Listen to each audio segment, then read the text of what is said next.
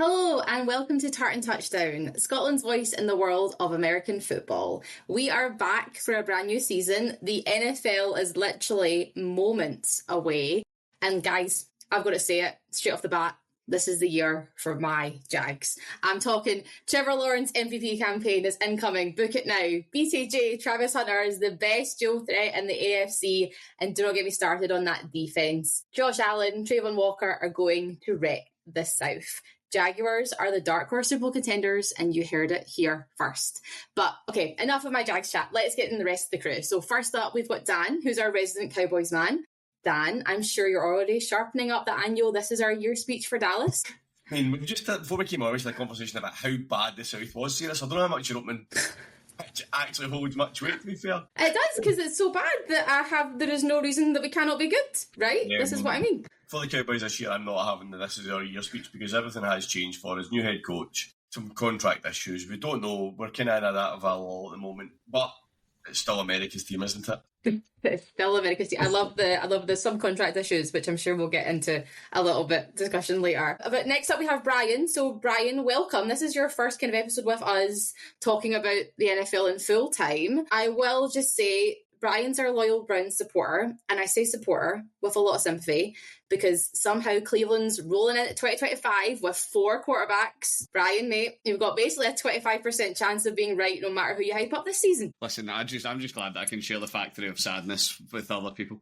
I'm fully intending to treat this as a support group. Yes, it is time for yet another season of thrilling Browns football. I say thrilling because scary movies are fun to watch and they're thrilling. And everyone dies at the end of those. And that's kind of what watching the Browns for a season feels like. You're just waiting for the bad thing to happen to you. And the question is, will it be by week 3 or will we make it to week 5? Will we make it to week 5? That's always good when you're like, okay, my length is week 5. That's always a good start. Yeah, that's good. Great. And then last but never least, Av, who's our resident Giants guy. So your G-Men went out and signed 2 quarterbacks this offseason. So the big question in New York is, are we getting vintage Russell Wilson? Are we getting Jameis Winston chaos? Or is rookie Jackson Dart already stealing the show? Well, I think we're definitely entering a banter era with the quarterback room that we've got at the moment. That's really something to look forward to. If we revert to type, it's good to be back with the darkness and my old friends in this support group. Do we have to label this as actually the NFL support group? That we are the terrible NFL teams that nobody wants? Possibly. Quite possibly. Oh, Jesus. Come back to week 5 and we'll tell you, everybody. Week 5, we'll tell you. If we're still here. Yeah, who knows? We might all have just jumped off a cliff and going, actually, no. The ball and went home. Yes, I've took up shop and I'm done now. But it's great to have the gang back together. And today we're going to dive into everything off season. So I'm talking movers and shakers, anything that's happened, the preseason headlines. And of course, we're going to make our fearless predictions. So we're going to talk about surprise VPs and, all importantly, who we think might lift the Lombardi come February. So let's get stuck in. The NFL offseason's been absolutely chaos. I like to call it silly season when I watch F1, and it's silly seasons happened. Big names moving, coaches shuffled around, and some real movers and shakers that could flip the season on its head. But let's start with some players, and I'm going to go straight to Dan because let's talk about Micah Parsons. Let's talk about Let's talk about it. Go on, Dan. Explain it to the people. Explain it. Well, it depends who you listen to is how you explain that. Do you trust Jerry Jones? I mean, has anybody watched The Gambler yet? I've not had a chance to sit down and watch the documentary yet, but yeah, it's a strange one. The kind of story coming out of it is that Micah Parsons and Jerry Jones sat down. Jerry Jones thought it was contract talk. Micah Parsons thought it was an informal chat. And suddenly by the end of the conversations, Micah Parsons had a contract offer. Jerry Jones claims that Micah Parsons' agent then told him where to stick that contract offer, and we've hit them past since then. Jerry Jones has said he was offering to make Micah Parsons the highest paid non-quarterback in the league with that offer. So if that's what he's been offered, then what is Micah Parsons' agent really after? Because the highest paid non-quarterback in the league is currently is TJ Watt, who's getting $36 million a year. So what is Drew Rosenhaus, isn't it? His agent? What is he? No, it's not. It's David Martaga, isn't it? What's he actually wanting Micah Parsons to get paid is what my question would be. But I think the deal gets done. He's still got a few years left in his contract. It's not as if he's walking out the door at the end of the season. Nobody can afford to trade for him. Micah Parsons will suit up for week 1 and everything will be forgotten about. Everything will be forgotten. Oh, Jerry's fully it. and Jerry Jones talking through his back end, and he's offered Micah a soggy bag of skips and a promise of a good time. See, the thing is, nobody's come out and denied what Jerry Jones has said. His agent has been very vocal in coming out and saying that didn't happen, or that didn't happen. There's been not a word that's come out after he made that comment. He did claim he didn't say where to stick the contract, but he did not dispute Jerry Jones's claim of what the contract offer was. So what we need is Lamar's mum. We need Lamar's mum. She will get in. She will get this all squared out, and then we can all just focus on the football. I mean, there was an interview DeMarcus Lawrence done with, I think it was Ryan Clark the other day, and he was asked, like, about his situation when he was in the Cowboys, and he basically said Jerry Jones told him, "You're on the tag, go out and prove it." And you see Jerry Jones paid him at the end of the year, he kept his word. I mean, he said, like, "You're on the tag this year, go and prove yourself." He went out with the mentality as I need to prove myself, and he got paid at the end of that year. And he's like, you don't know what happened in that room, but Micah Parsons got a couple of years left in his contract, so if you think you're worth $40 million a year, go out again this year and show it, because at the end of the day, you're on the contract. Yeah, I'm not going to take a side in this one. I think it will get sorted out. I think Micah Parsons will sign a new contract, and that'll be the end of it. Well, listen, if the Trey Hendrickson debacle can get sorted, then surely the Micah Parsons can get sorted. And speaking of Trey Hendrickson, that's a nice little segue, right? So what has happened in the Bengals camp? Who knows? Again, very similar, I think. It kind of depends what you listen to, because the rumours are actually that Hendrickson's agents kind of maybe done him a bit dirty. But from what I can gather and from what my Bengals loving husband has mentioned it. But Gav, any thoughts into what's happened there? I think this does feel like the Bengals doing Bengals things. I mean, there's a history of kind of biscuit tin mentality. The Bengals heard stories of them failing on kit after the season historically. And yeah, it's sad because this is a team that has great players, more so perhaps on the offensive side of the ball with Jamar Chase and Joe Burrow. You'd like to think you could put the full squad around to get it done, but that defense is a massive weakness. Last season doesn't look like they're quick about fixing it up this year. Yeah. Maybe Brian. The biggest thing with this, that the Bengal fans out there, and I'm sorry, Bengal fans, and yes, I'm aware I'm a Browns fan, but you do need to remember that you need to field 10 other defenders that are absolutely dog meat. Like, it's honestly, we've all seen the memes all off season. Do you know what's better than having a defense? Making Joe Burrow throw for 400 yards every single week. It's hey, even as a Browns fan, I love watching it. Offense is fab. Paying Trey and only Trey does not fix that defensive unit. Heard of safeties? Fairly sure I'm due a call up at safety. They've just kicked it down the road for a year, haven't they? Like, we'll give you that money you want, we'll just give you it for a year. So they're going to be in the same situation next year, and then they'll just trade them, they'll just tag them. Now, I will say, to be fair to the Bengals, I will say that part of it I don't think is wild. At the end of the day, Hendrickson's 30. I think he turns 31 during the season. So he's older. You know what I mean? Yeah, he's an elite player. He's a great talent, all the rest of it. But he is getting on. You don't want to tie down $30 million a year for 3 years. You know what I mean? You don't want to do that with a player that's going to be, you're going to lose all of that investment come the end of that contract. So I get the leaving it so he's an unrestricted free agent at the end of this year. But as I say, it doesn't, like, Trey Hendrickson will be great this year. I have every faith in Trey Hendrickson. I just have no faith in anyone else the Bengals put on D. You're talking about his age, Brian, that brings us home. I've got a quiz question for you, see if he can get it right. Over the last 10 years, there's been 44 individual seasons where an edge rusher has compiled at least 70 pressures. Hendrickson's done that for 3 years in a row. Out of those 44, 3 of them are his. There's only been one player that has done it that is older than he will be on opening day of this season. So about those 44 seasons, there's one player who will be older than Hendrickson that has done it. Can you name them? Not a chance.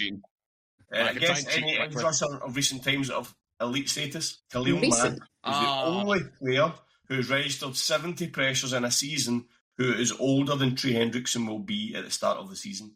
So that's probably why the Bengals are not willing to long-term commit on him, because the age as an edge rusher, they will lose a step, and in a position like that, if you lose a step, that's half your season. So, yeah.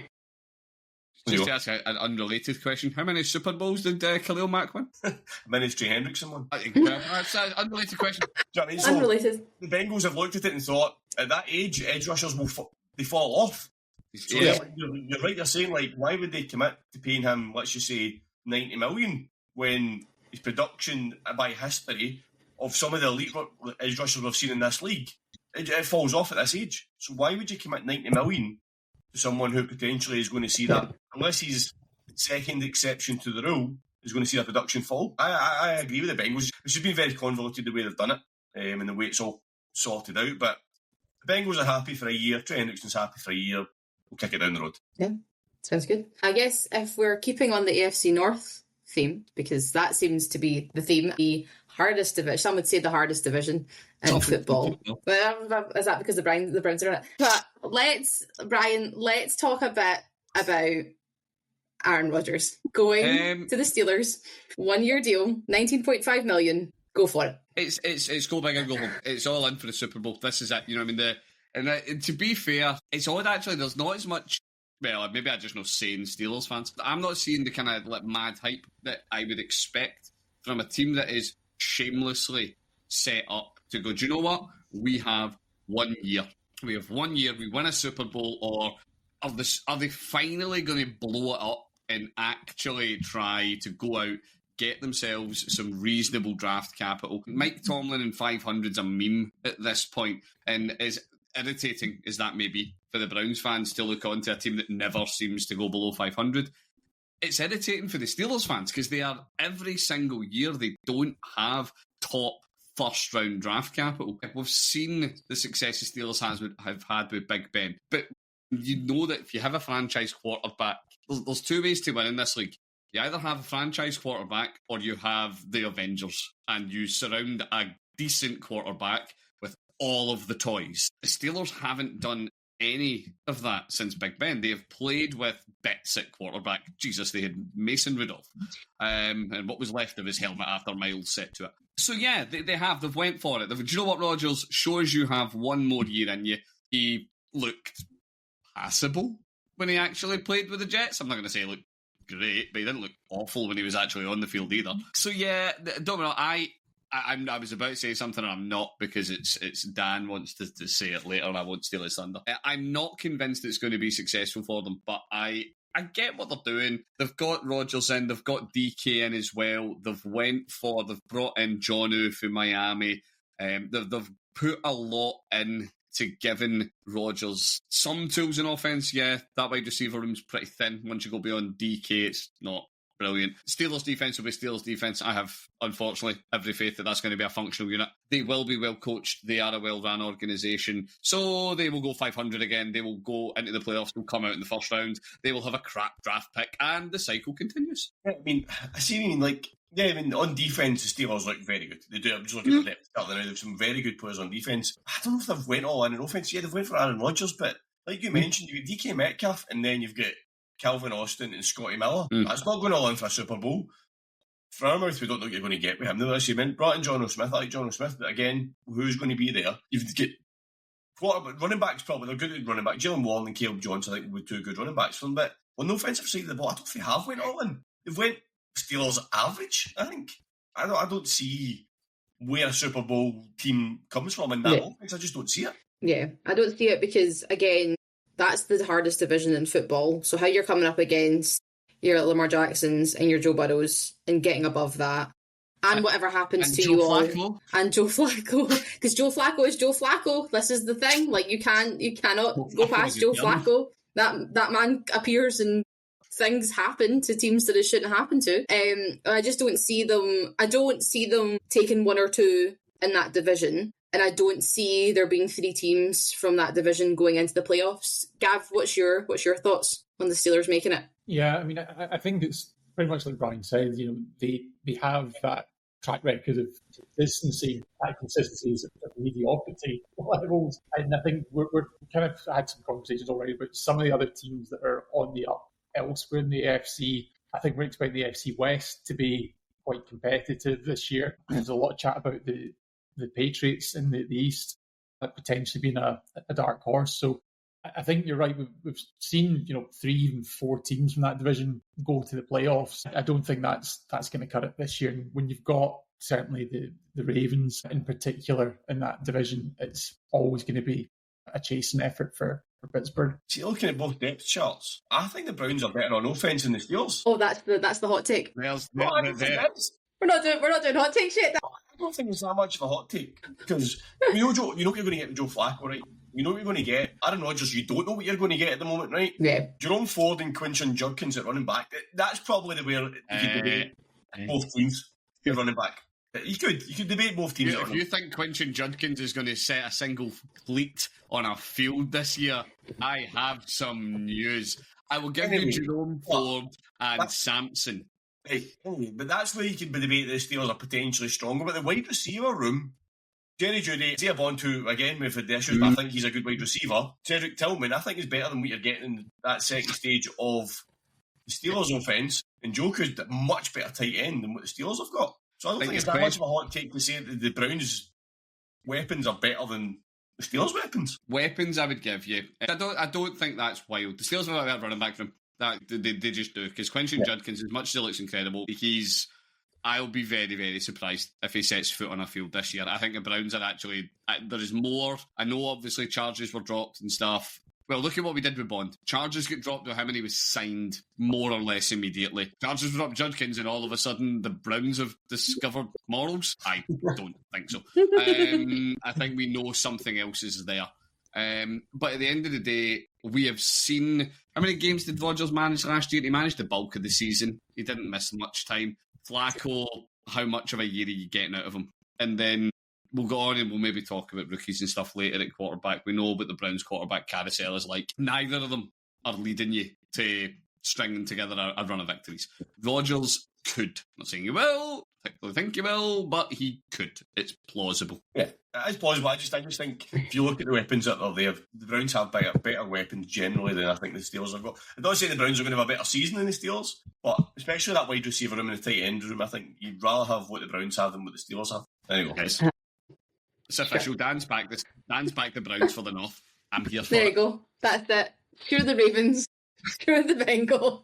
Stuff them both. It's Browns all the way. I also guess the fun fact is I'm like 99% sure the Steelers play the Jets week 1. So I need to look at their schedule. So that'll be fun. What happens if he goes out in? What happens if he goes out in? Is it at New York? I think it's at England, yeah. That's hilarious. What happens if he goes off and Sunday 7th, 6 p.m. Literally, I don't want to call voodoo again, but I mean, I successfully predicted that Mahomes would get injured in the Super Bowl, which he sort of did.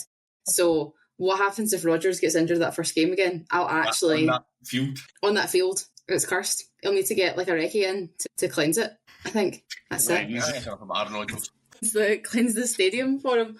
I guess the other kind of big news, obviously, Cooper Kupp is back as a Seahawk for a nice little a 3-year, $45 million deal. He's impressing in training camp. He enjoys he said the offense has been revamped and he's bracing his role. Good for Cooper Kupp. Nice to maybe see him go back, try, see what... The Seahawks look pretty good. The Seahawks seem to be kind of turning over again. The NFC is starting to heat up as well in terms of, I mean, who's going to take the crown off of the Eagles, I guess, this year. Yeah. I think the NFC West is going to be a real interesting one this year. I don't think anybody looks like they're potentially going to run away with it this year. Yeah. Seahawks, I think, we've seen what Sam Darnold done with the Vikings. The Seahawks have made some good moves and they've added some good things. Cooper Kupp back to his home state. I think Seahawks might kind of go a bit under the radar this season. I think Seahawks could be ones to watch in that West because it is wide open, I think. Yeah. The Rams, 49ers will be the 49ers, but their wide receiver room. Brian's almost got a game for the 49ers at this rate, never mind the Browns. And then the Cardinals. Yeah, the Cardinals could be a bit of a dark horse as well, I think. But dark horse. I'm looking forward to seeing Kupp and Darnold hooking up. Also get GSN at wide receiver there as well. So I think that could be a decent watch for the Seahawks. I'm thinking, probably Seahawks have got his running back. They just can't get consistent with Kenneth Walker or Charbonnet at running back. I don't know what one of them is going to step up this year because one of them needs to step up and be a good running back for them. So I get that. I'm going to be absolute Captain Misery. Right. I am not having can Sam Darnold, like what we watched Sam Darnold do last year, what we watched the Vikings' incredible offensive line, incredible weapons, incredible coaching. What we watched them do was revive the ashes of a broken quarterback. He has went to a situation where, quite like JSN, I think JSN's got a lot of talent. He ain't no Jettas. He has got nothing in that. The Seahawks offensive line is an absolute shambles compared to the Vikings. And yeah, I think we are going to watch Sam Darnold is going to be seeing ghosts. He's going to be getting chased all year. I do have faith on the West being interesting, but that's primarily because we're going to be watching the Seahawks, who I think will be questionable at best, the ghost of San Francisco. Who knows what the Rams are going to do? The Rams are up and down every single year, it feels like. And the Cardinals I quite like. I'll give it to the Cardinals. I quite like the Cards this year. I think they might be quite fun. Well, just because you're talking about the NFC West, we're kind of doing a bit more of a breakdown. Everything I read people have the 49ers going to the Super Bowl. And I'm like, in what realm of possibility It's the Super Bowl. are you... Well, it's because the Super Bowl. It's because the Super Bowl's in San Francisco, I think. So everyone's like, "Oh, we'll just send them there. It'll be easier on the transport." Yeah, right. We've already got a box booked. So what do you mean we're not going? What do you mean we're not going? I just don't. The Super Bowl's because it's in their stadium. That's the only way the Super Bowls are getting anywhere near a Super Bowl. I know. It's because someone else needs to be presented in their stadium. Listen, as a Brock Purdy hater, I'm on this train. I can't stand that. No, that's really not fair. Sorry, Brock, if you ever hear me. No. The people are like, oh my God, they've got this. And I'm like, sorry, who? Apart from Purdy. Tell me. Even Purdy's good. As what Brian said, he doesn't have all the weapons round about him to lead the team anymore. Do you know what I mean? Not anymore. They all went. Rooms. Done. There's nobody there. Do you know what I mean? I called it at the time. I called it a year ahead of time that the Niners worked because they were the Avengers. You weren't paying Brock Purdy. You paid Brock Purdy because, to be fair, the Niners kind of had to pay Brock Purdy. He had done enough to get paid. But he was never that guy. And don't be wrong, he might ball out this year and do amazing with whatever that wide receiver room is at this stage. But that's what it's going to take. That is what you are going to need for them to have success. You're going to need the quarterback room to be the difference because, yes, I know that like everyone loves Ricky Pearsall's narrative, having been shot in the chest and then still playing football is a hell of a story. Jawan Jennings is, everybody's kind of off-season darling, but there is a reason that teams aren't fighting you for these guys. No, I'm not. So sorry, Sarah, I don't know what news reports you're catching for the Niners being Super Bowl bound. I need to turn them off. It's ridiculous. I was like, what world? See if the season was to start this Thursday. Wide receiver for the 49ers, you'd have Ricky Moore and Robbie Chosen. That's who your team. What would the season be for the players that have questionable out could potentially make it? But if you look at the depth chart, both the first three receivers do not have anything beside their name or Ricky Pearsall, Sky Moore, and Robbie Chosen. That's not a wide receiver that's taking you anywhere near the playoffs, never mind all the way to the Super Bowl. You try to tell me you don't believe in Robbie Chosen? No, he is not. Robbie Chosen is not the chosen one. Uh-huh. She's chosen by enough teams. Aye. Yeah. That's excellent. Reason. There's a reason he's getting tossed about. There's a reason he's getting tossed about. I guess, Gav, let's talk very briefly about a former quarterback. Of yours. Let's talk about Daniel Jones against Andy Richardson. Go on. Tell us what's going on down at the Colts. Well, if you listen to Colts fans, they're in meltdown with it. Do you know what? I don't know. I think Danny Dimes is probably never going to be your Hall of Fame candidate quarterback. I don't think that's a hot take for anybody. Having said that, Anthony Richardson, to be polite, had his question marks last season. Maybe he still needs another fire to build it underneath him, because there are pieces to work with in Indianapolis. They have a good set of receivers there, which until Neighbours came along, Jones didn't really have that in New York. So I think that it's a great thing when you see your quarterback leave and go to the other conference, because it's much easier to say, it's not like the Saquon situation. It's quite easy for me to say, we see him every 4 years, wish you all the best. Jones. Yeah, I think it's a good landing spot for him. It's all on Anthony Richardson to see if he can turn himself around in the meantime. Yeah, I don't know if it turns into one of those, because I guess the thing with Danny Downs is he's slightly more reliable. Like, you sort of know what you're getting with him. You can put him out on the field, he'll do a reasonably okay job. Your likelihood of injury is slimmer, because when you compare him to Richardson, what have you got really to base it off of? So I guess for them, they're maybe thinking, as the veteran, and I say veteran because he's not even that much of a veteran compared to some other quarterbacks you've got, is he the better option, Dan? I don't think there's a good option here for the Colts. I think that's the problem. Daniel Jones, the problem is you do know what you're going to get with him, and it's not very good. I think that is the problem the Colts have got. They obviously, Shane Steichen obviously thinks it's better than what he's going to get for Anthony Richardson because he doesn't know what he's going to get. So it's like, they go with what I don't know it could be bad, I'll just go with what I know it's bad anyway. This isn't from a hot take, but I think Shane Steichen might be struggling to keep his job. I think the Colts have got good players. This is the thing, the Colts, they've got Jonathan Taylor's a great running back, Michael Pittman's a good receiver, Josh Downs a good receiver, Alec Pierce is a good receiver, picked up Tyler Warren in the draft. They've got the pieces there, but it's just not going to all come together for them. They might just scrape it. We talked about it for the AFC, they've got to be in the South, might save them slightly. In terms of they might pick up some in division wins that might keep them there. It's not a good position to be in. For you to draft Anthony Richardson and sit him so quickly, for all the hype he's got and the talent he's got, it's not a wide receiver that's coming in with all the hype and maybe not the talent. Anthony Richardson has the talent. It's just maybe the attitude, or maybe I'm too tired. Maybe he's just too tired. Maybe that's what it is. Maybe the off-season's been too hard work for him and he's decided I want to rest for the first couple of weeks of the season. I mean, they've got Riley Leonard there as well. I mean, I'm not ruling him out getting some game time this season either. Riley Leonard's a good quarterback as well. Yeah, I don't think there's a good or a choice for the Colts here. It kind of flipped a coin between Daniel Jones and Anthony Richardson, to be fair. But Daniel Jones starting gives Jonathan Taylor a better option this season because he's going to get more runs because Daniel Jones can't throw the ball. I mean, I guess it's such you slightly mentioned it there, but the AFC South is a winnable division. It is not a hard division. I mean, your ceilings maybe 10 wins, and that will get you through to the playoffs there. And so, Ryan, what's your perspective on the AFC South?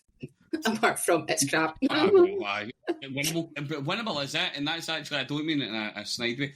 I am out there, so I think Richardson's just a bust. He's done. He's got all the physicals, and we know that. He's an athletic freak. He's incredible that way. Doesn't have a football brain. We've seen it time and again. You look through the other teams, can Stroud recover from his sophomore slump? Possibly, but the Texans haven't really invested in things like their line to protect him. So I'm not massively convinced they're taking a huge step. Titans, maybe. We've seen them, obviously, they're perennial high caliber draft picks, which is lovely. My team, you can enjoy as Sarah for everything as well. I've got faith in the Jags because I've got faith in Cohen. That is where it comes from. We've watched him. Look at what he did with Baker. I am the biggest Baker believer out there, but you only need to look at the huge step that Baker took when he was being coached by Cohen to see what you can achieve. We don't need to think all that far back, and he was he who is I am. And he was going to be the saviour to all things football with that glorious flowing lock of hair that he has. I'm sure he gallops majestically. What he's missed is coaching, and this is what the Jags now have. I agree that 10 wins, I think, seals this division. I think that is it. Once you're at 10, you are gravy. And I can see the Jags being the team to do that. For me, they've got the most on both sides of the ball. They don't have any gaping holes that I can see. I'm not going to say they're going to go any further in the wildcard round, but I think they make it there. I mean, that's music to my ears. Okay, the Jags have quite a tough schedule though. They do. That first run of 3-4 games is tough. So you start with Panthers, get me. Then you get the Bengals, the Texans, the 49ers, the Chiefs, the Seahawks, the Rams. So you could end up being 1-6. But there is winnable games obviously in there. But going by the form book, potentially should be 1-6. I don't think he's wrong. Yeah, it's not a great start to the season. Whereas the tail end of the season, they can pick up a good amount of wins there. Yeah. And if you can come out of that first 7 almost at 500, maybe just below, then you'll be in a good position, I think. Yeah. Brian, you kind of picked up my segue perfectly. Because obviously we can talk about players switching jerseys and switching numbers all they want. But let's also talk about the coaches that moved. There was loads of coaches that moved. This was the season of coaches moving and moving and moving. So we mentioned Liam Cohen. He's obviously the big one. I am, as a Jags fan, I'm very, very happy to have him. As Brian kind of mentioned, I think he did so much for Baker, as we can see, is obvious. He definitely wants to come in and he wants to build the offense around Trevor. And even if you watch him against the Saints, I think Trevor had a problem of like seeing ghosts. Like, you can watch him do this weird like fake out spin every time because he's obviously got PTSD from the offensive line breaking around him. So that's nice for him not to have that anymore. But I guess, Brian, let's talk. Give me your thoughts on Pete Carroll going to the Raiders. You know exactly what you're going to get with Pete Carroll. He's going to run, well, normally you would expect him to go run first and run heavy. It's what he did for a long time when he was in Seattle. He is established and he has shown us he can do it before. He has a ring to his name. So I look at the Raiders. I think the Raiders are held back by their division this year. It's tough sledding for them. I think that's going to be the problem they're going to face. But I think now, with Pete Carroll, with Geno as well, as an addition in Vegas, I actually see them being not a complete farce of an opponent for the Chiefs. I don't think we're going to see them, do a lap of Arrowhead in a bus when they've not actually won anything other than one match. So I actually, this sounds like such a backhanded compliment, but I'm going to roll with it. I think the Raiders are going to be functional. I think we are going to see a genuine football team in Vegas. I think you're going to have teams that are going to go to Vegas. You're going to need to take that team seriously. You're not going to be able to say it's a banter team. We keep those credits to ourselves in Cleveland. But yeah, I think Pete Carroll's going to bring sense to them. Even the last couple of years, Seattle haven't been amazing, but they've always been a reasonable team that you take seriously. And that, for me, is what Pete's going to take with him when he moves out to the desert. 2 seconds. Yeah, I think I maybe just what Brian said. I don't think that the concern for the Raiders is the hire itself. The concern for the Raiders is looking at a resurgent Chargers team with Harbaugh. So the Broncos really going to make strides. I think it was a bit of a slow start for Sean Payton, but actually he is starting to get a bit of momentum there. And that's not obviously to mention the Chiefs and Patrick Mahomes, who will be no doubt in vengeance mode this season. Yeah, I think credibility is perhaps what the Raiders will gain, but it's going to be a tough ride. I think the Raiders do okay. The Raiders have picked up some new pieces. Obviously they've picked up Gentry in the draft. We've seen Amari Cooper signed a 1-year deal there this season as well. Geno Smith, serviceable enough quarterback, will do a decent enough job. And we know if Brock Bowers can take a step forward, as you know, Brian, you love the fact that tight ends don't tend to do very well in their first season, but if Brock Bowers can somehow even semi-replicate what he done last year with some of the other players pick up the slack as well, then the Raiders could do okay. There's no reason to suspect that Bowers is going to do anything else than what he did last year. He put the performances in he put last year with what will be inferior quarterback play to what he's going to see out of Geno. Geno is a good NFL quarterback. He is a starter for a reason. And it's worth remembering as well, you've got Michael Myers sitting behind Bowers, who, when he came out of college was hotly sought after, real serious talent. Maybe hasn't put the receiving work in the league that we maybe thought he would, but still, you have got a lot of good weapons sitting there in Vegas. Yeah, Jacoby Myers has chucked in his trade request, so he's gunning to get out. Yeah. But if you get the Amari Cooper that we are used to in the league, if you get average Amari Cooper and not the shell of him that we've seen last year, I'm sorry, I'd be starting Amari Cooper over Jacoby Myers. 100%. He's going to be my number one. So yeah, I stand by it. I think, a reasonable team is what we're going to see out of Vegas. Yeah, tough division, though. Is Michael Mayer still going to be there? There's a question for you. Well, you want to sit behind Brock Bowers because you're not going to get the game time that you want, especially someone who's fairly new to the league. There's plenty of teams out there that would pick somebody like him up, but it's just what price. I don't think it'd be a high price either for him. So it's interesting to see what happens with him over the next few days. Yeah, for sure. And I guess in other kind of coaching news, the Lions have lost half of their coaching staff. First of all, let's talk, Dan, about Ben Johnson going to the Bears. Obviously, I was very upset by this news originally when it happened because I wanted him to come to the Jags. we didn't do the one thing that would let him come to the Jags, but it's fine. I'll move on from it. But Dan, give me your thoughts. Ben, Bears. Yeah, I mean, you did do it, but after he went to the Bears, that was the thing. I mean, I think Johnson at the Bears was probably the worst kept secret in the NFL. I think everybody knew that's where he was going to go. The Bears have loaded up massively for him. They obviously loaded up before that for Caleb Williams as well, but I think he's walking into a very good position. From someone who's going to be first year as a head coach, you could have walked into a lot worse teams in a lot worse positions. That team is built for him to succeed. We've said already about the AFC North. The AFC North is probably another one of the hardest divisions in football. So I think it's a good matchup. I think Caleb Williams will take a step forward with him. He just needs to bring the rest of that offence with him, because Ben Johnson is an offensive brain. We've seen some of the plays they come up with the lines. Remember that fake stumble fall play that they play? I mean, coming up with stuff like that is going to be good. And I think the Bears potentially have a quarterback eventually that they can look at and as be a leader of their franchise. Whether that leads to success this season is another question, but I can only see major steps forward for the Bears this year. Yeah, I don't think it'll be this season. I think it'll definitely be a growing pains season for them, as Brian chuckles endlessly. I think the Bears could be the Lions that we've seen over the last few years. You've seen them gradually getting better. Obviously, you can see they're on a path. You can see they've got a goal. They've got a path to where they want to go. It's just whether they get there or not. Do you know what, Dan? I'm going to agree. There absolutely is a path. It's called tanking this year, getting a really high draft pick, get Caleb Bind, get a new quarterback in that can actually read a defence. I'm sorry. And can do clock management. And can clock manage. Can do some of the basic aspects of quarterback play. Quarterback. All of these things would be brilliant. Hitting receivers in stride, any of the above. You can see the Bears have got a vision for the first time in a long time, though. You can see what they're trying to do. They've brought in a head coach, they've brought in a quarterback, they've brought in the weapons where they're trying to do something, whereas before it was like a game of Scrabble. You just flung pieces on the board and hoped something happened. I think the Bears have got a goal and they've got a path they're trying to go down.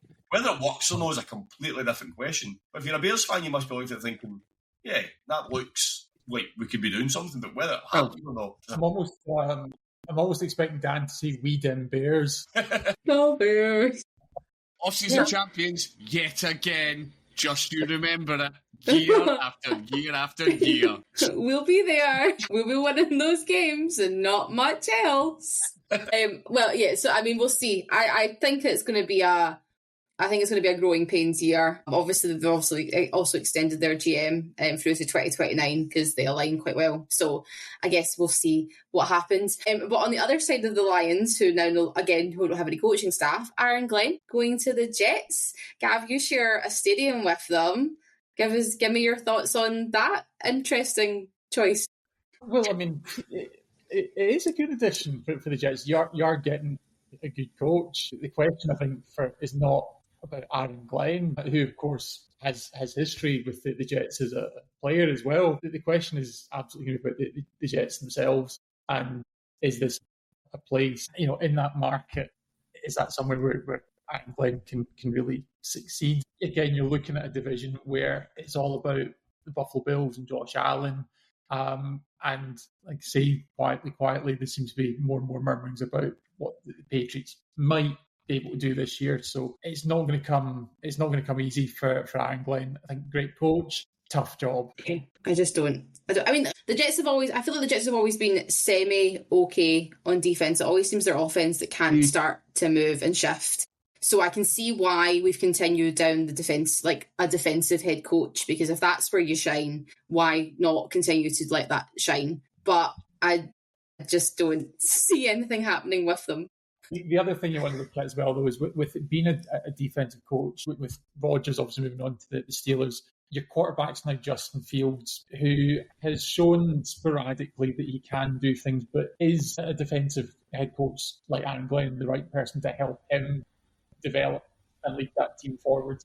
Problem with the Jets, everything you've just said is going to be the problem with the Jets this year, though. I don't think the Jets are going to get blown out week after week. They're going to lose by one score every single week because teams are going to put one score up on them, and then they don't need to do a huge amount from that point on. All you need to do against the Jets is get a lead. You can get a lead. I'm sorry, I do enjoy watching Justin Fields. I think he's really entertaining to watch. I'm not worried about him leading game-winning drive after game-winning drive. It's just he's shown us that he's not that guy. Even in Pittsburgh, where, he looked reasonable when he was in Pittsburgh. But he's no somebody that, opposing DCs are going to be terrified about how you game plan around him. You know what I mean? You stop him running, he's not going to blow you off over the top.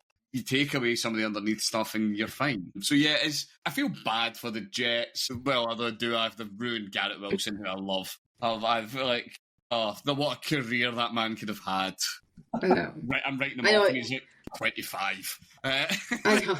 Well, but you're right. Garrett Wilson is the one I feel for. He is such a talent, and you just sort of feel like he's plodding along with the Jets because they're plodding along. But he's such a talent, and he really could shine with a really good quarterback and a really good structure in place. And I just don't think he's got that in Fields. Judging even the little clips you saw of him in preseason, you were just like, oh, okay, all right, Justin.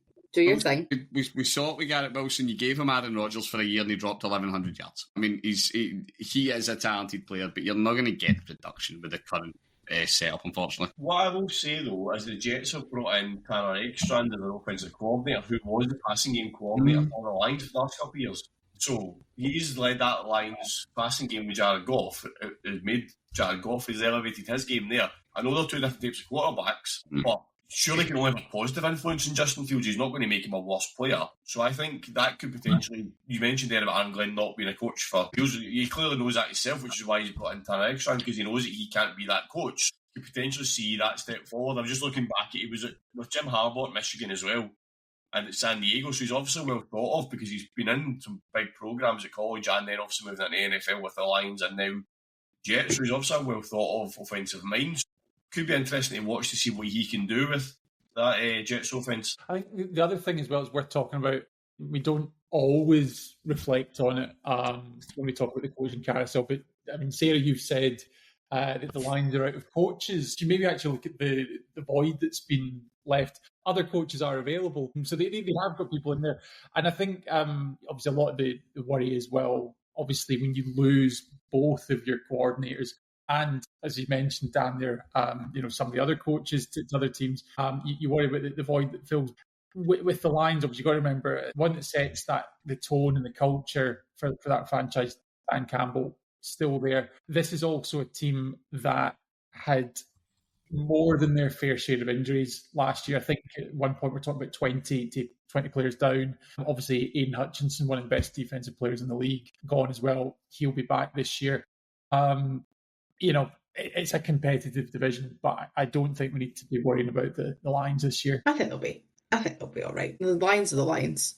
Aaron Russell Brown can just run about and catch balls as if they're... And also can throw balls, as we're talking about with the fun plays they do. He can also throw a ball. We say the Lions, I mean, that's a good thing. I was just saying, that is a historic turnaround. But news only tells half the story. Once the pads came on in pre-season, we started to see which teams are actually backing up the hype and which ones already look shaky before week one. I only have one thing to say, and that is the 70-yard Cam Little kick for the Jags was so incredibly impressive, more so to the fact that there was space underneath the ball. It wasn't just over, there was depth under it. So it's not my full prediction, but I think he's going to hit that during a game. I'm not saying it's going to win the game for us, but I'm saying it's going to do it, which puts the Jags in a really good position because basically it just means you can kick the ball from the other side. Don't even have to talk about punting the ball. But yeah, any highlights from the preseason? Well, what I say is and now Cam Little's now going to start a trend where there's so many kickers in the league that could kick that. Brandon Aubrey is going to now be trying every opportunity he can get will be able to try and kick that 70-yarder. There's now going to be a competition here who can kick the first one in the actual regular season. I think you've got a couple of attempts at 60 plus in the first game of the season just to test it. Who kicks the first one? See, Cam Little says he's got more in his locker as well. So it's just whether coaches take the chance. Yes. That's the thing. He can kick it, but can he kick it every single time? You're giving up ridiculous field position if you're in a tight game, if you're missing a 70-yard field. Because there's so many... It's not just the kick, as we know, that there's so many things that need to go right before the kicker even makes contact with the ball to make sure that goes through. So it's our coach is going to take the risk in a tight game of kicking a 70-yard field goal? I'm not so sure. It's probably like kind of end of half situation, not end of game, because obviously, you know, there's higher stakes there, but it's like when you think, well, do you really want to throw a Hail Mary at the end of the half, try and tack some points on, or when you lose that risk of giving up field position because maybe it's the final play, you know, take a shot at it, see if you can keep the scoreboard ticking over. Yeah. It's almost becomes a situational. It's the Saquon rushing title argument. You know what I mean? When we've seen the Eagles coach say, "Oh, we'll get you back in so you get the max rushing yards." See when the game's done, you know, you're 3 scores up, and it's meaningless. You know, you're putting in, you've pulled starters. You know, do you know what? Stuff it. See if it doesn't go the distance and we give up. We win by 2 scores. Okay, we'll give you a crack at it. That's like, I don't ever think you're going to see a coach allow it at a point where it could potentially backfire. As awesome as it would be, like your first drive of the first game of the season, you stutter in your own 40. Do you know what? We're going for that. Listen, I wouldn't even put it past them because, I mean, obviously they did it in a preseason game because it's preseason and who actually really cares. But he was like, oh yeah, I can give it a go. He's like, he was so nonchalant about it at the time. Obviously, when he hit it, he was like, oh my God, this is the best thing ever. You can watch him like Liam did in his kind of post-game interview and he was just like, oh yeah, I asked him if he wanted to give it a go and he said, yeah, okay. So I feel like that's the narrative of it. But yeah, I guess I kind of think preseason's kind of gone how we wanted to go. You can see what teams care, which teams don't care, which is quite a lot of them. I was shocked though. I was listening up saying Josh Allen didn't play a single snap. Probably not that much of a surprise. Nope. And I wouldn't have him play one if I am leading up the Bills. Why? The only team that I would say need to start starters is the Bengals. Penguins don't start playing football till like mid-October normally. So yeah, it's probably worthwhile that they start some starters. But we've seen enough people go down. Yeah. You're not risking Josh Allen. From a Cowboys point of view, I think is interesting is to see Dak Prescott's obviously QB1, but I think we're in a position where if Dak Prescott goes down, we're not going to go and do anything spectacular, but Joe Milton's looking decent. I mean, we had Will Greer, obviously Cooper Rush were okay, but I think Joe Milton could come in there and keep the offense going better than what we had before. We're not going to have to worry about the drop off in terms of we will still have a passing game. We will still have CeeDee Lamb and George Pickens catching balls from a quarterback that can really throw at Joe Milton. To be fair, he's got an absolute rocket of an arm. So coming out of the pre-season for the Cowboys, I think that's been a bit of a shining star for us. We know he's not going to push Dak Prescott for QB1, but we now actually have a backup quarterback that we could go, well, it wouldn't be the worst if we lost Dak Prescott for a few games because we all know he's not got the best injury record. When you lose Dak Prescott for a few games. Minor grammatical point. When it comes to Browns pre-season, we found out what most reasonable people knew was the truth. It was always going to be about the quarterback carousel. Browns defensive unit looks great. Looked actually really good on defense. Didn't see huge amounts of, I think we've seen 2 drives with some of the big offensive starters outside of, on the first string anyway. But yeah, the quarterback carousel is the story of the day, and we saw exactly what, as I say, reasonable people thought we were going to see. Joe Flacco is a starter. Joe Flacco is 17,000 years old. You know exactly what you're getting out of Joe Flacco. Dylan Gabriel is a functional backup level quarterback for a Kevin Stefanski offense. He will make short throws. He will do play action. He will put the ball where it's meant to. He will, most importantly, when the play dies, he will do the intelligent thing and throw it away and live to see another down. Shedeur Sanders showed us, particularly this week against the Rams, he showed us why he slid to the 5th. He had a great first outing at the start of the preseason. He looked really good. He had a great stat line in it. I can't remember off the top of my head, but it was a really favourable line. He didn't throw a single pick all off-season, and people will level that against Dylan Gabriel. He did throw a reasonably bad pick 6. But you watched Shedeur drop back and drop back and drop back and start climbing stairs and go into the concession stand and still drop back further because he's trying to show you that he's Shedeur. Retire my jersey. Just play what the defense gives you.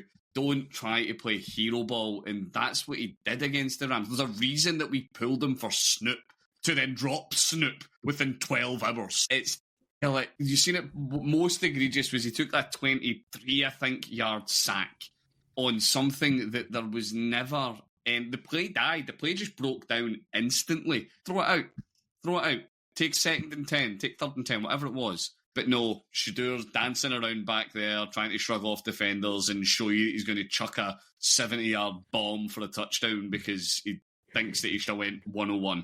It's just not. So yeah, Browns, we've seen exactly what we thought. Schweisinger looked great in defence. He looked incredible all off-season. I am very excited to see him. But the big story out of Cleveland's a quarterback carousel. And yeah, it is as we thought it was. It's why we traded Pickett.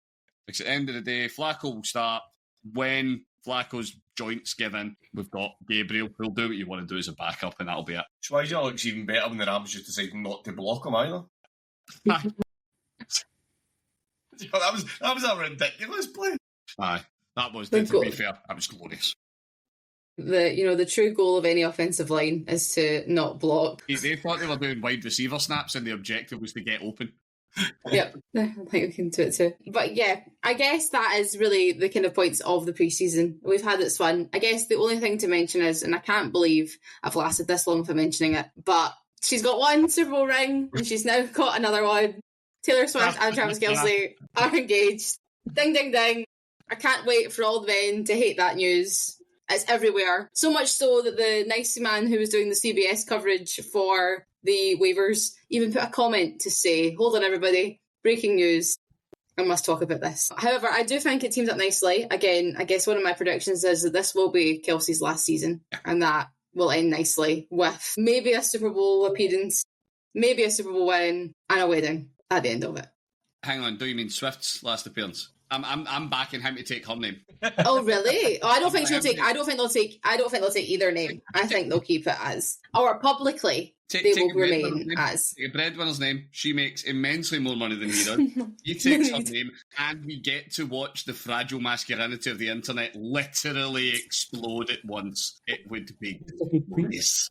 What? Sorry, we say Gav, sorry. You've got to hope he gets a good prenup. Yeah, well, let's leave that for our podcast to discuss. yeah. Look, we're sure to get some fragile men on to talk about that. But let's get to the fun part that everybody wants to know. Let's go to our, it's far too early, but let's do it anyway, predictions. So I want to hear who you think is going to go at the Super Bowl. I don't need to know who you think is going to win the Super Bowl, just who's going to get there. I want to know who your MVP candidate is, and give me your biggest surprise. I feel like Dan looks quite confident, so go ahead, Dan. You can go first. I'm actually rethinking my surprise, because the one I said off air, I'm now debating, so I'll think of that. So anyway, Super Bowl, I think for the AFC, I think it will be the Bengals who get to the Super Bowl. I think they'll finally put it all together. I know Brian try to laugh, but I think the Bengals eventually will put it back together and we'll get to the Super Bowl. I want to say against the Cowboys, but I can't put that much confidence in myself to say the Cowboys will go from the NFC. So I'm going to go for the Minnesota Vikings. Bengals-Vikings Super Bowl, and I think the Bengals will win it. And as a result of that, I think Joe Burrow will be your MVP for a season coming. Yeah, I think he can do it on his own without the weapons, obviously, in terms of numbers and stuff like that. He can put up Joe Burrow to throw for 500 yards a game and 40 touchdowns a game, and he will be your MVP. What takes? The one I said off air, I will say I think the Steelers will have a losing season. I don't think we talk about the weapons that they've got or the lack of weapons that they've got. So I'm going to go with Mike McDaniel for the Dolphins, will be the first head coach to lose his job this season. Don't think that's unlikely, to be honest. I think that's the worst take I've ever heard. So I can't. Hot takes now. I'm not that hot, to be honest with you. Yeah. Well, my hot take is not a hot take, but because everybody else agrees with me, but that's okay. Gav, you looked quite shocked by the Bengals and the Joe Burrow throwing yards and touchdowns, so I would love to hear what your predictions are for the season. Well, do you know what? It's dull, but I think the Eagles will go back to the Super Bowl. Sometimes it's a parity-driven league. You want to think there's going to be change, but they were so dominant throughout the playoffs. They've not had a lot of change in that roster. And the pieces on both sides of the ball, the two lines in particular, but then you think you've got Saquon, you've got E.D. Brown, Devonta Smith, Jalen Hurts. I think they are definitely going to be the team to beat, but I think they've got all the pieces to measure up there. On the AFC side, I think the Bills finally getting over the hump. I think that the Chiefs have the stuff knocked out of them, and I think that finally the folks in Buffalo are going to get a Super Bowl to cheer about. I think in terms of surprises, this is again maybe like some of the others, it's not that bold, but I think we're going to see something from the Carolina Panthers this year, aided in fact by the fact that they are in the NFC South. It's not the trickiest division to win, and obviously once you're in there, if they can win a home playoff game, that's a great season for them. I think we will see a bit of a surprise package there. Bryce Young now has a good receiver to throw to in McMillan that come through the draft. So yeah, I think there's some positive signs last year, and I think they'll surprise a few folks.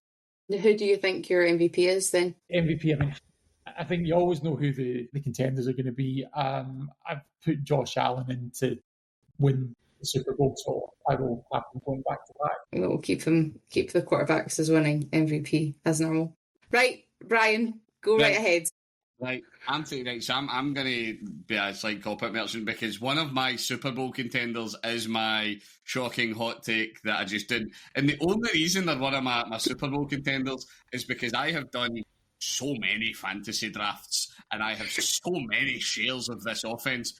Evidently, I'm a fan. I am backing the Denver Broncos. Broncos country, let's ride. I am here for it. There is so many parts of this offense that I think are genuinely going to be really good. It's built on top of what is, I dare say, could be the league-leading defensive unit in the league. I think Denver's going to be right up there.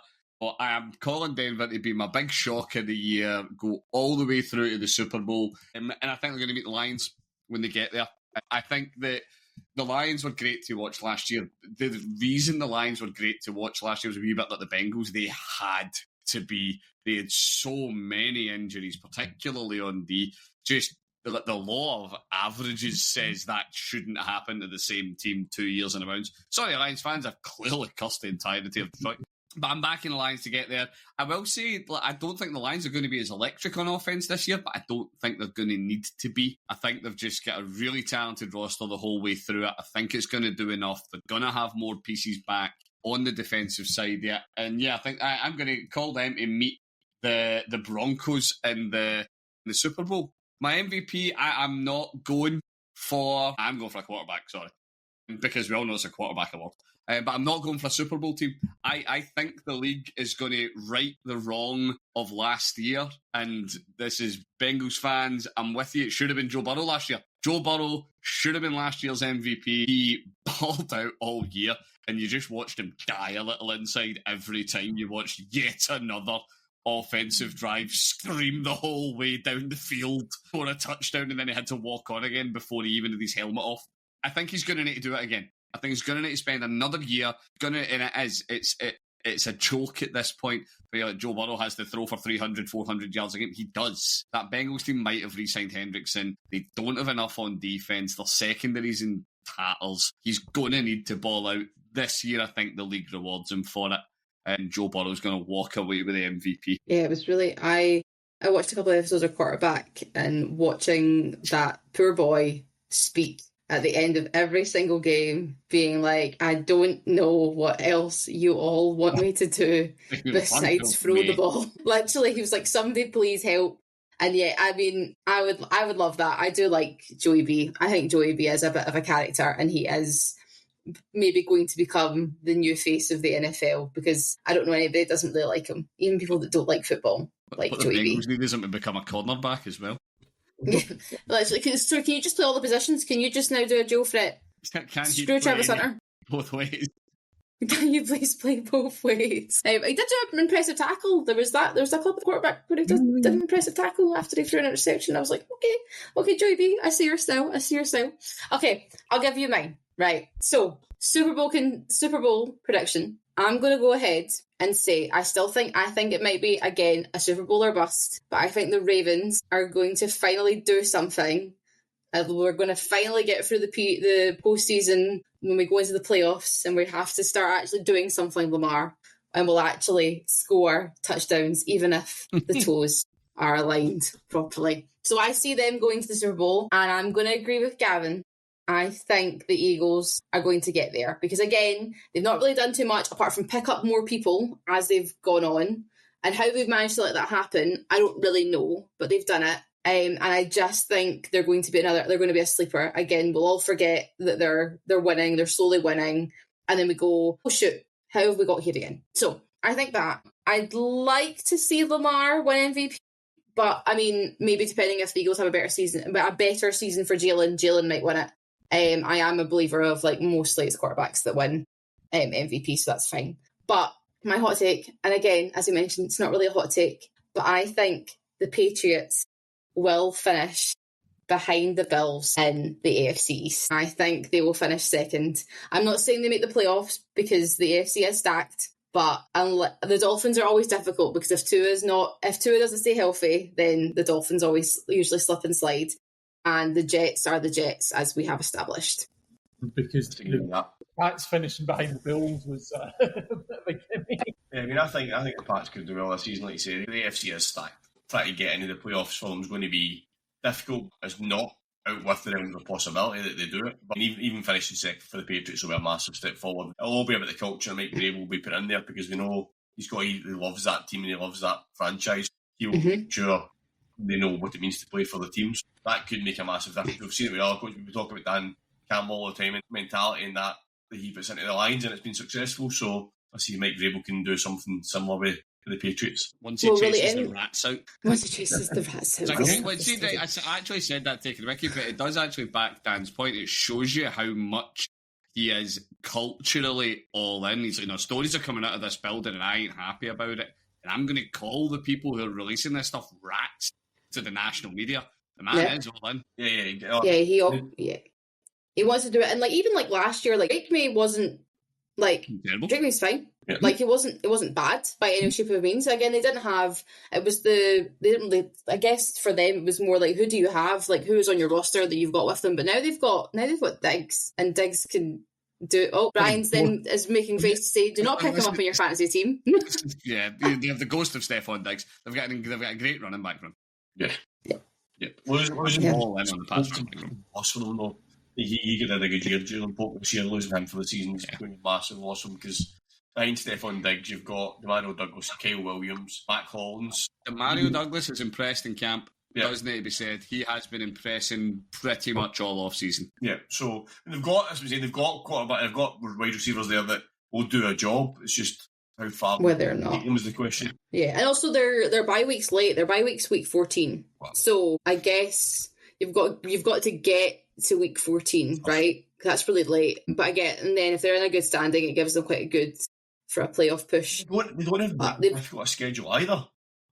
No, they've got. I mean, they can play. They can beat the Raiders at home, the Panthers at home, the Browns. Sorry, Brian. Falcons. Go 4-0 at the start of the season. Look at the Raiders, the Dolphins, the Steelers, and the Panthers. Could go 4-0 in the first 4 games. But then they play the Bills. Fair enough. But then they've got the Saints, Titans, the Browns. Are the Patriots going to be 7-1 by week 8? And this is the thing to think about. Obviously, we're saying they're against the Bills, but it's a division game. And division games are always crazy. I'm giving that game to the Bills. You know what I mean? But as I'm saying, looking at that schedule, they could easily be 7-1 by week 8, which they could be top. But they could AFC. So beat the Bills and they're 8-0. 8-0. Gosh. And I actually eat my hand. We're getting some realm of impossibility in this podcast. It's probably time to wrap it up if I came up with that nonsense. We went for the Patriots might have quite a good year to 8. Some jumps. Being jumped. That was a pretty wild take, but that's okay. We can go. The Patriots will be. That's that. Everybody recon. Dan's hot take is that the Patriots go 8-0 in the first 8 weeks. That one. Patriots will be 7. Oh, sorry, they'll be 7-1, top of the AFC. That's it. And we'll all be going, holy Jesus. Well, everybody, I think you're right. That is a wrap for episode 1. We've gone through the moves, the headlines, the vibes, and even indulged in some absolutely wild predictions. So next week, we'll have week 1 matchups to talk about. And we'll be talking about who has shocked the NFL right out of the gate. So stay tuned, as always, and we will see you next time on Tartan Touchdown.